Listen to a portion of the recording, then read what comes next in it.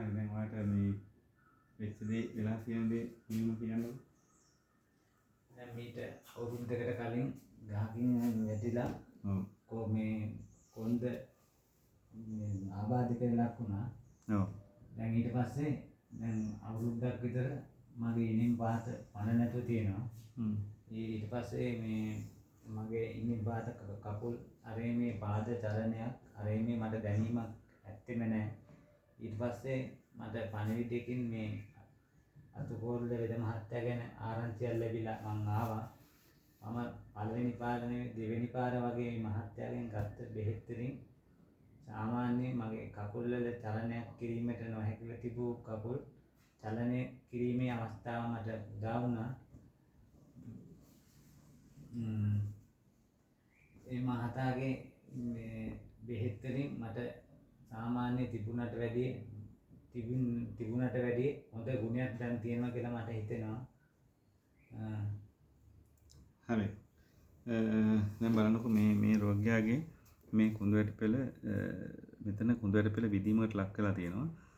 මේක එක්ස්රේ වල තියෙනවා කුඳුවැටි පෙළේ කොටසක් කැඩිලා ගිහිල්ලා තියෙනවා. මෙයාගේ වාසනාවට කශේරුකාව මේ සුසුම්නාව වෙන්වීමක් සිද්ධ වෙලා නැහැ. නමුත් එතනින් පහළ ඩැමේජ් වෙලා තැලිලා මෙතනින් පහළට පණ නැති කත්තේ තමයි මෙහෙට එනකොට තිබුණේ. එතකොට මේකට සෑහෙන කාලයක් ප්‍රතිකාර කරලා තියෙනවා. උන්ට ඔපරේෂන් එකකුත් කරලා තියෙනවා. ඔපරේෂන් එකෙන් හදලා තියෙනවා ඒ අස්ථි කැඩුන එක.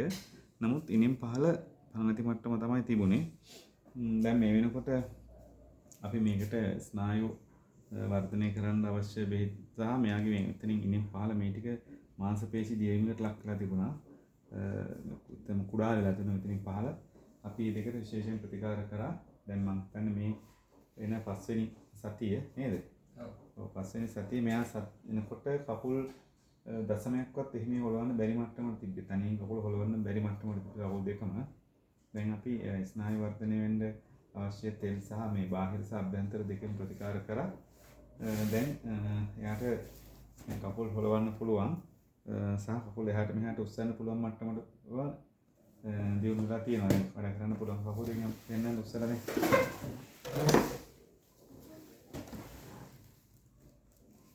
දැන් මේ කකුල් සාමාන්‍යයෙන් දැන් දශමයක්වත් කොහොම හොලවන්නවත් තනියෙන් බැරිකම තිබුණා. නිදාගත්තන් පස්සේ කකුල දෙපැත්තට උස්සලා දාන්න පුළුවන් මට්ටමට දැන් ඇවිල්ලා තියෙනවා නේද? අපිට නිදාගෙන බලන්න කකුල කොච්චර මට්ටමකට තනියෙන් උස්සන්න අනිත් පැත්තට පුළුවන්ද කියලා. මෙහෙම ඇඳේ නිදාගත්තාම ඉස්සෙල්ලා මොනම ක්‍රමයකින් කකුල හොලවන්න බෑ. දැන් මෙයාටම නිදාගෙන මේ පැත්තට මේ පැත්තට ඒ ගානට දැන් කකුල උස්සන්න පුළුවන් මට්ටමට ඇවිල්ලා තියෙනවා. ඉස්සර අඩුමත් තරමින් චලනයක්වත් කරන්න බැරුව හිටපු කෙනා දැන් ලොකු ඒකේ සංවර්ධනයක් තියෙනවා. අල්ලන්නේ නැතුව අනිත් කකුල කොහොමද තත්ති? අනිත් කකුල මේ කකුල අර තරම් අපහසුයි. යම් ප්‍රමාණයක් හොලවන්න පුළුවන්. නේද? දැන් ඉස්සෙල්ලා දැන් මේ කකුල එහාට මෙහාට දෙපැත්තම කරපන්න පුළුවන් මට්ටමකට තරම් මේ තනියෙන් එහාටම උස්සන්න පුළුවන්.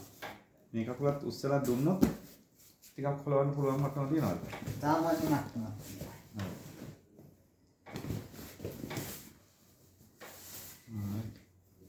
දැන් මේ පැත්තට දාගත්තොත් උස්සලා ගන්න පුළුවන් නේ. මේ පැත්තට ගන්න පුළුවන්. දාගත්තට පස්සේ මේක ඇදලා ගන්න පුළුවන්කමක් තියෙනවා. ඇදලා ගන්න පුළුවන් දැන් නේ. දැන් ඇත්තටම මේක දැන් අවුරුද්දක් මෙයා ප්‍රතිකාර කරලා තියෙනවා. ඒ කාලය තුලදී මේ කකුල යන්තම්වත් අපිට හොලවන්න පුළුවන් මට්ටමක් තිබුණේ නැහැ නේ. නෑ පොඩ්ඩක්වත් චලනයක් තිබ්බේ නැහැ. දැනීමක් තිබ්බේ නැහැ. ඔව්. දැන් මේකේ මෙයාගේ මේ කොච්චර අකර්මණ්‍ය වෙලාද මෙතනින් පහළ කොච්චර අකර්මණ්‍ය වෙලාද කියනවනම් මෙයාගේ යටිපල්ල මේ ගින්දර රස්නට මොකද ගින්දර තපින්න ඉඳලා තවන්න ගිහිල්ලා. ඔව්. ගින්දර තපින්න ගිහිල්ලා මුළු කකුලම යටිපල්ල පිච්චිලා යනකම්ම මේ ඔය තියෙන කකුල පිච්චිලා ගියේක ඒ තරම්ම යටිපල්ල පිච්චිලා යනකම්ම දැනිලා නැහැ. පුල්ටු ගන්න එනකම්ම දැන් මේ තරමට මේ කකුල් අකර්මණ්‍ය වෙලා තිබිලා තියෙන්නේ. දැන් සාමාන්‍යයෙන් මේ එහාට මෙහාට හොලවන්න නැගිටින්න පෙරලෙන්න පුළුවන් මට්ටමට ඇවිල්ලා තියෙනවා. තව ටික දවසකින් අපි බලාපොරොත්තු වෙනවා මෙයාට මේ අඩු ගානේ තනියෙන් නැගිටලා යන්න පුළුවන් මට්ටමට අත්වාරුවක් ඇතුව හරි තනියෙන් නැගිටලා තමන්ගේ වැඩ ටික කරගන්න පුළුවන් මට්ටමටවත් මේක දියුණු කරගන්න සහ මේ අපි ව්‍යායාම පන්තියක් දීලා තියෙනවා. බොණ්ඩ බෙහෙත් වර්ග දීලා තියෙනවා අපි පාරම්පරික බෙහෙත්.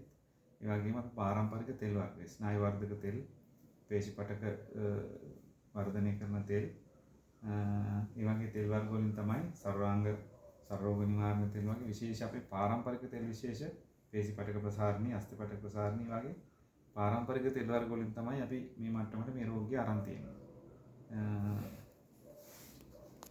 හරි.